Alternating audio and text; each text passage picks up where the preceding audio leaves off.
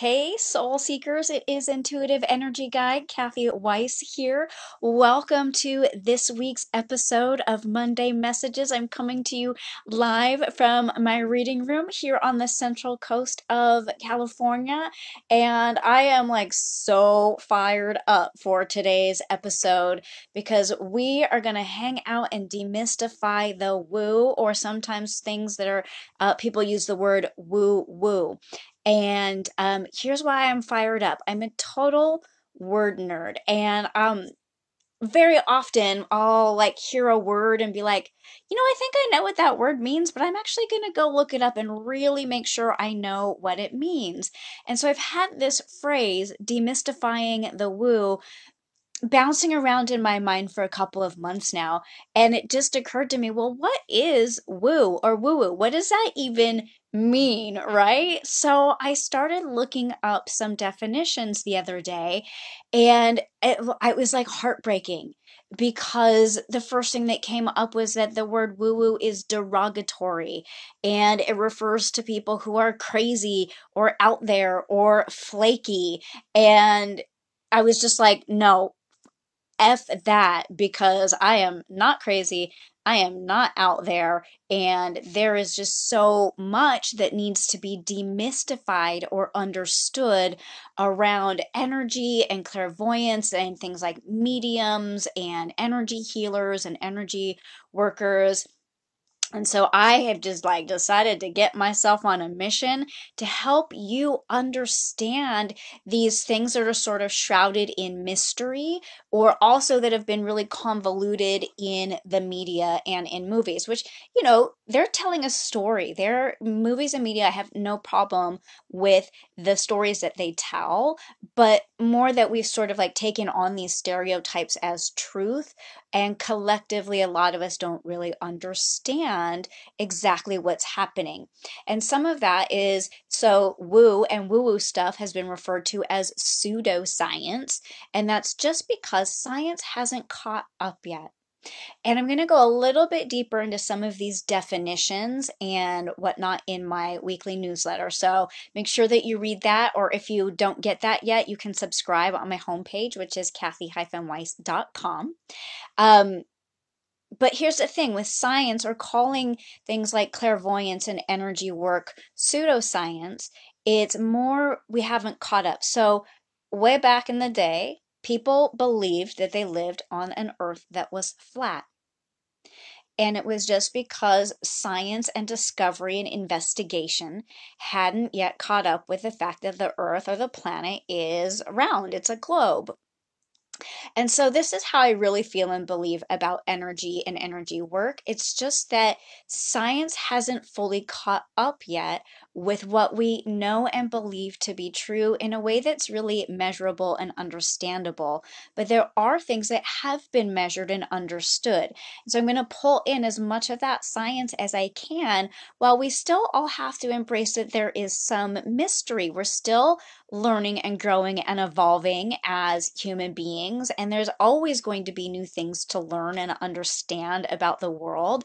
And so to open our hearts, and rather than reject with all of that negative connotation about like that is just BS, weird, flaky, out there stuff, and have a little bit of space for more like it's something that I don't understand fully. Matter of fact, I don't fully understand how you flip a light switch and the lights come on, but I know that it happens, right? So for some of us, it may just be like that. Like, I don't know how it works, but I know that it does. So let's start off with what the heck energy is when we're talking about you as a human being and what your energy is. So your energy is an electromagnetic vibration that extends away from your physical body. Now, everything in the world, or all the physical things on our planet, have a vibration. Electricity, vibration means it travels in a wave. So we know, right? Electricity travels in waves, light travels in waves, sound travels in waves. We know that objects like this gorgeous strawberry quartz here, objects are really just made up of molecules and atoms and protons and neutrons and all those cool things, and they're all moving around, right? So even though we go back to our junior high or high school science, something that's solid, we know that there's still very subtle vibrations going on inside of there, even though we can't see it or perceive it with our five senses. So everything has some sort of a vibration, including you. Now, your physical vibration that extends away from your body, here's a little bit of cool science. Tools and technology now can measure your vibration up to 5 feet away from your physical body. So we know that this is true, that you do send out vibrations, and those vibrations can be felt by instruments and by other people.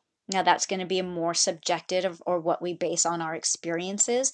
But for example, if you walked into a room and felt like, oh, it feels really good in here, or like you walk into a room and you're like, nobody's talking, but it feels like it is angry in this room right now, or something like that, you're feeling the vibration that other people are giving off. And as humans, we're all pretty sensitive to it in a close range, even if we don't have the language or we don't really know how to describe that. We are feeling it, and we know that feelings are contagious. There's been a lot of study and research on emotional contagion, or the contagion of emotions. We know that groups of people start to catch feelings and emotions. This is why we have mob mentality, or when we go to a concert and everybody gets really excited and starts jumping up and down in rhythm and in time with each other. So your energy is your electromagnetic vibration. So science is starting to wonder if this is your aura, because that vibration could potentially be giving off as heat or light. And those of us that have clairvoyance or other gifts like that may be perceiving that as colors or temperature.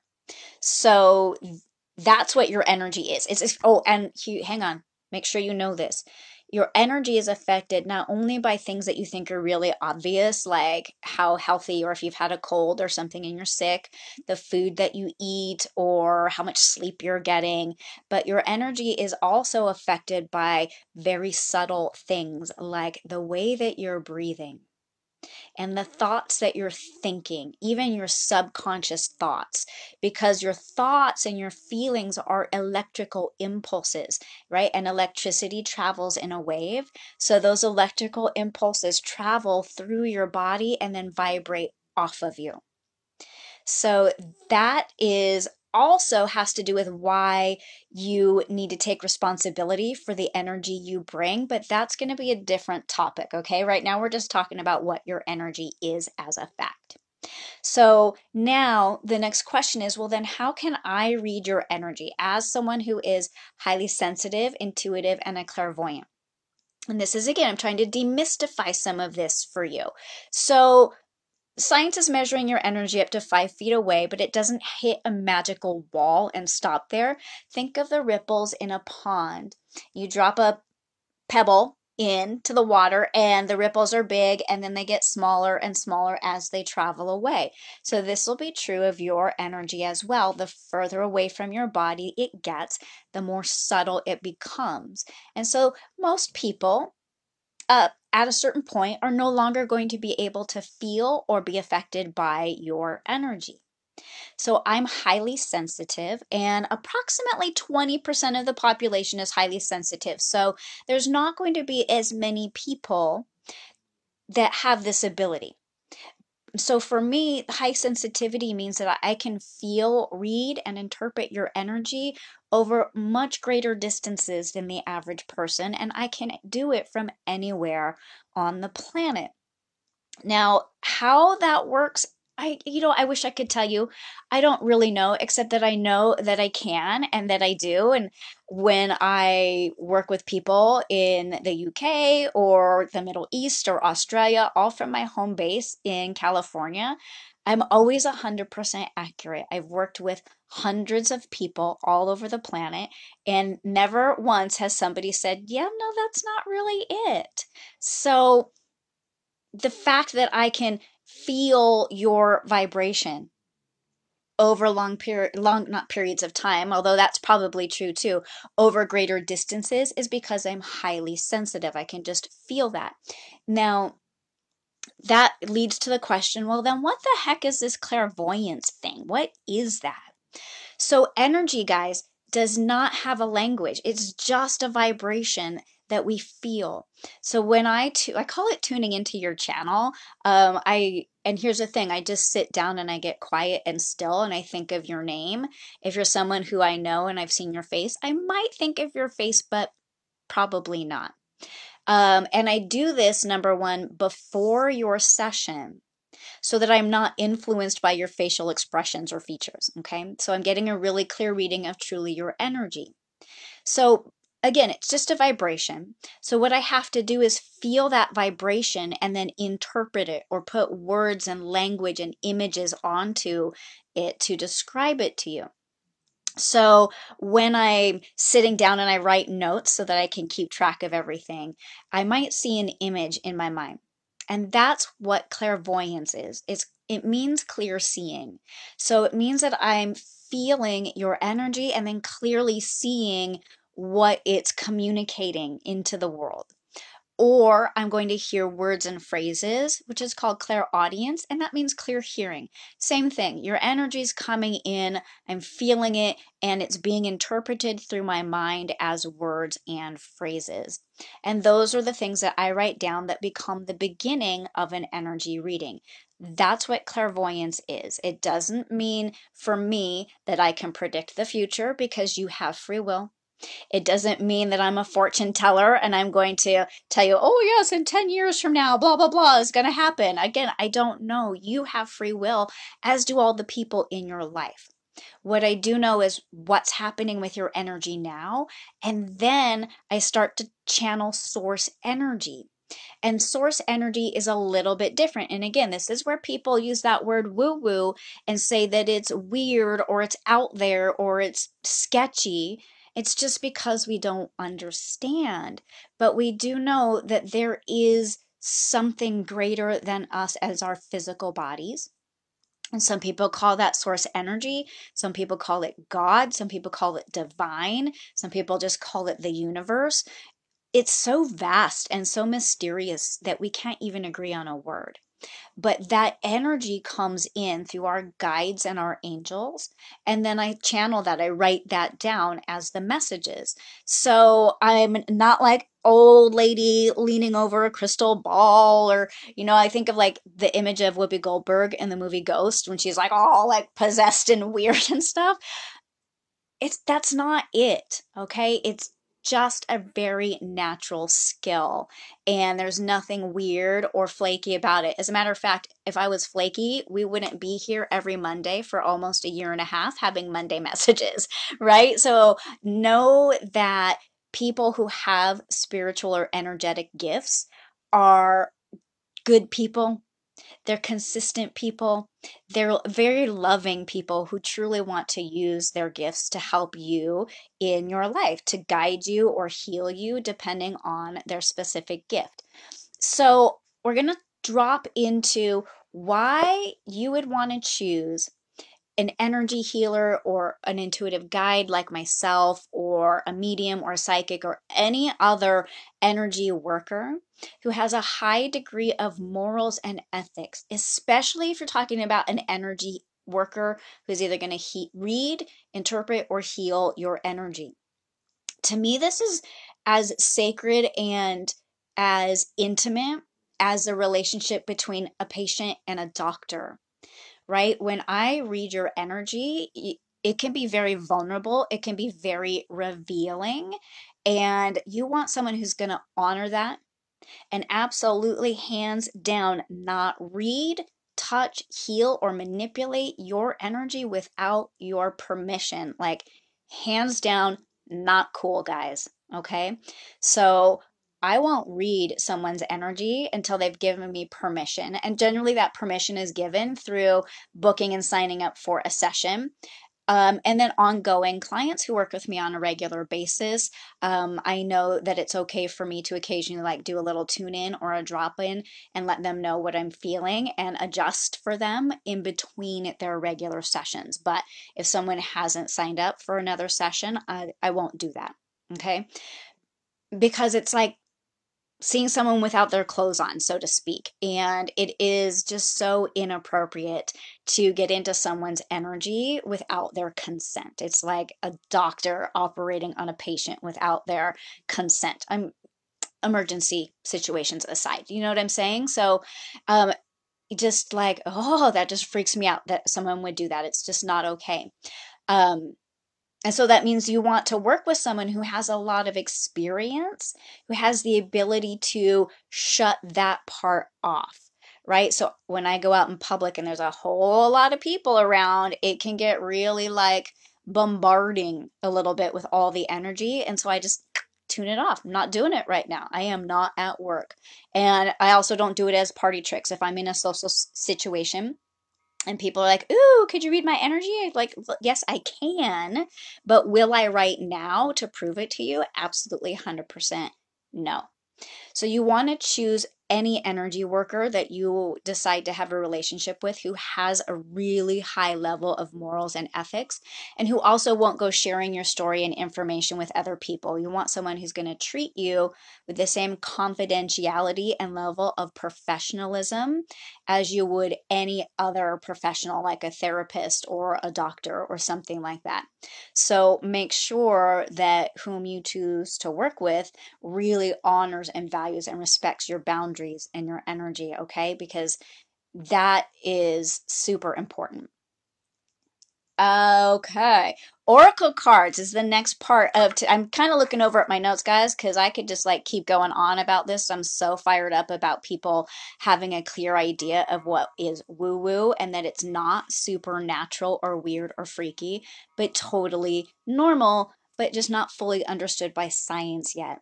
So I wanted to talk lastly about oracle cards or tarot cards that some people use and what their role is in a reading or a session. So, while tarot cards and oracle cards are slightly different, they both serve one main purpose, which is to work with you as an inspirational tool to help you tap in deeper to your own intuition, your own inner wisdom, to get you thinking about your life's circumstances in a way that, like, maybe you normally wouldn't, like, get you outside of your own box of thinking, and to help you make meaning in your life or to gain clarity around a situation where you're feeling stuck or confused. They're not the answers to your life's questions. In and of themselves, right? If you turn a card and it's I don't know. Here, let's just pull one as an example. So we turn a card and it's a woman holding a baby. Does that mean you're going to like literally have a baby next year? Not necessarily, and probably most likely not. It's more about like, what is that? So it would be like, what are you nurturing in your life, or what are you trying to grow in your life? And you use them to help you think about things like the way you would write in a journal or answer questions to a writing prompt. It's to help pull things out, not only pull them out of you, but if I'm working with you in a session, sometimes helps pull a little bit more information out of me as well, or it helps me hear a little bit more, again, of that divine universal guidance and voice, what you need.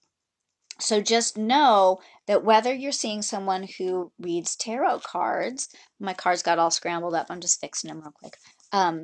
Tarot cards are set. No matter what deck of tarot cards you pick up, there will be the same cards with the same meanings. So someone who is a tarot card reader is really telling you the story based off of the meanings of those cards. Someone who's an oracle card reader, a little bit different just because every single deck of oracle cards is different. They tell different stories, they have different bits of wisdom and inspiration sort of baked into them. And so again, the person who's reading those cards is pulling on a little bit of different inspiration and intuition and wisdom for you. So what we're going to do today is I'm going to pull and try that again, an oracle card for you and do a little bit of like on the spot channeling and guidance for you to see that. So what I'm going to do right now, guys, is I can see down at the bottom a couple people that are watching and with me right now.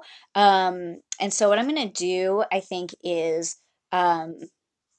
kind of not specifically because I don't have permission specifically to read anybody here, but more collectively. So the people that are watching live right now, this is going to be more of a collective for everybody type of channeled message versus me reading your energy because I don't have permission. But I'll channel something through divine universal guidance for you. So I'm going to take the card right off the top since I've shuffled a few times. And what we have here is coral's wisdom. Coral as in the coral that grows in the ocean. And it says colony, delicacy, fragility, works that are created over great periods of time. And when I use oracle cards, I always invite people to take a look at the image or to think about the words and let me know what jumps out at them right away or that catches their eye or their ear or their heart. And for me, with this card and with especially who's watching live, although this also will apply to anyone who watches later. But what I heard and really jumped out at me is the things that are created over great periods of time. And that there's a little bit of frustration rising amongst some of us with the lack of immediacy, and that we want something very like a network. I see like almost like this image of the can you see like the way the coral is like growing and branching out? I see some of us yearning for this great network of people, like a great network of people that we're connected to in a meaningful way. And I just kind of see it branching out. Like we want that reach, that wide reach into the world to do something really meaningful and valuable. And the frustration is that we're sort of at this like seed point or this starting point. Have you guys ever seen a piece of coral? It's washed up on the beach and it's sort of like there's like a base or a nubbin and then the little fingers kind of grow and branch out from there. So when we're here and we're in that like sort of like seed place, although coral isn't a seed, I don't think. I don't know enough about coral. But when we're in that spot and we have yet to grow that vast network, the frustration that's arising is from all of the noise out in the world and the belief that other people have this vast, huge network and that they had it really quickly and really easily, and that somehow we don't, and that's not fair, or what's wrong with us. And what I can just guarantee and promise you is that anyone who has a vast network started at zero. Everyone who has a vast network had their first 10 or 50 or maybe 100 truly invested people in their network. And so you're being invited to like look away from anyone who you perceive as having done it instantly, quick, fast, and they have all the things that you don't, because absolutely nobody started that way. But you're just looking at them in a different part of their experience than what you're in. So when you focus on things that grow over great periods of time, the other thing that I'm hearing is the word fragile, which is in the card. The word fragile is jumping out at me. Not so much because what you're growing is fragile, but that because you are a part of that network and that you're fragile. And so you have to really care for and nurture and tend to your own heart space in order to grow the network. I can even feel like, guys, this is again, I don't know how to explain it, and it doesn't make it weird or bullshit, or sorry, I didn't do my adult language. It doesn't make it not valid, but I can like literally feel right now this energy coming off of my heart space for all of you. It's like really hot and radiant and vibrating. And that what you're being invited to do is honor the sacredness of this space and put that out into the world without caring how big your network is. And to just keep putting your heart space out in whatever way that means for you. And know that if it touches one person, you're amazing. And if it touches 100 people, you're amazing. And if it touches 10,000 people, you're amazing, because it's not about how many people you touch or build towards. It's about sitting in that space and being honest about it. I'm going to pop into the guidebook just for a moment. I'm hearing that the majority of the message that we needed to hear today was what I was just channeling for you.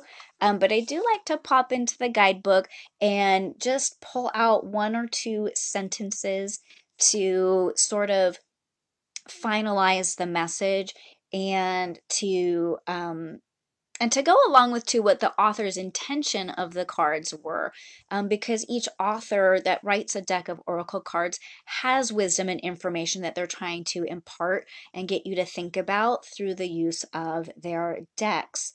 Yeah, and I'm hearing a whole bunch of you saying, why haven't you written your own deck of cards yet, Kathy? Like, all in good time, my friends, right? Like things that are built over great periods of time. I'm sure that we'll get there. It just not yet, okay? Um, each coral family has particular qualities, and each region has an energetic signature that is unique. And I'm just going to jump right back into, if you're trying to grow and build your network, remember that your network, your group of people, they're going to have a particular quality to them, and it's going to be unique to your network of people. And that's why it has to grow over time, because you can't reach every single one of those people on day 1 or day 2 or day 52 or day 478, right? So if this is really meaningful to you, it's about playing a longer game than 3 or 6 or even 12 months. It's about like 8 or 10 or 12 years in the making. I have a friendship that's that many years in the making. If you follow me on social media, and I think especially on Instagram and my Instagram stories, pretty soon you're going to see, talking about building things over time, you're going to see in my Instagram stories, lightworker_Kathy. So hang out with me there. Let's go back to the coral for just one more moment. So this book actually has the unique signatures of different colors of coral. And there's two that's jumping out at me. The first one is red coral. And red coral heals wounds and makes people strong. So if you have a physical or energetic wound, or you feel like you need more strength or courage or conviction in your life, you can get some red coral and have that around you. The other one that's jumping out is white coral, which is rebirth, transformation, allowing yourself to change and develop once again. And that's, oh yeah, change and develop once again. Because here's the thing, guys, we continue to change and develop and change and develop and change and develop, and there's no end to it. So if you're going through one of those change and development phases in your life, white coral could be helpful to just have around as a symbolic reminder or as an energetic support for you as you go through another chapter of development. There, can I tell you a quick story? Hey, yay, Anna Marie, what color? Are you going to get the red or the white, sister? That's what we all want to know. I'm going to close with like one quick story. When I had just turned 40, and that was a couple years ago now, when I had just turned 40, I thought like, that I had learned all of like the lessons and that I could cruise on through life. And instead, I went through what I call my spiritual smackdown. And I spent about 8 months of my 40th year crying and frustrated and going through all of this stuff. And I was like, I thought that by 40 I wouldn't have to do this again. Oh my gosh, why more change and growth and development? And it was like super frustrating because I wasn't prepared for it. But at this point, here's what I know. We will always be going through cycles of like, oh, we learned a whole bunch, we grew and developed and changed, and we're kind of like cruising along. And then we will go through more again at a different point in our lives. And that's going to continue right up until the very end. So embrace those times. Embrace both times, really, as a matter of fact. And that's the way to sort of see yourself through. Anna Marie's going to get both kinds of coral. I love that so much because that's how you support yourself. And if I could close with any last thing, and this is sort of a long, rambling Monday messages, so thanks for hanging out with me. If I could close with any last thing, if you're going to work with an intuitive energy guide like myself, or a psychic, or a medium, or whatever, but especially if you're working with someone like me as a guide, at the end of the day, all I can do is channel all of this wisdom and read your energy and tell you what your energy is asking of you to do and guide you into your life's purpose. But you're the one who has to take action and responsibility and follow the guidance.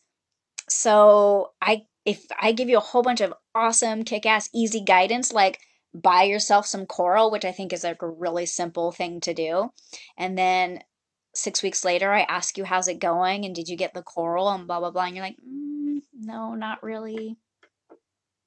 I can't help you, right? Like, so when I work with people anyway, we're a team. We work together. I'm going to give you so much clarity and guidance and direction and love and support, but ultimately you have to take the action steps.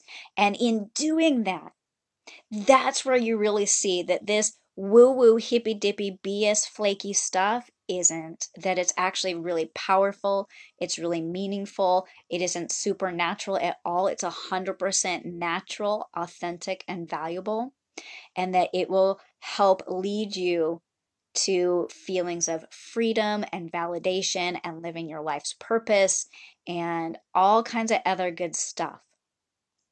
And I'm hearing we're going to leave it at that. There is more coming behind this, but there's only so much that we can do together in 20 minutes on Monday Messages.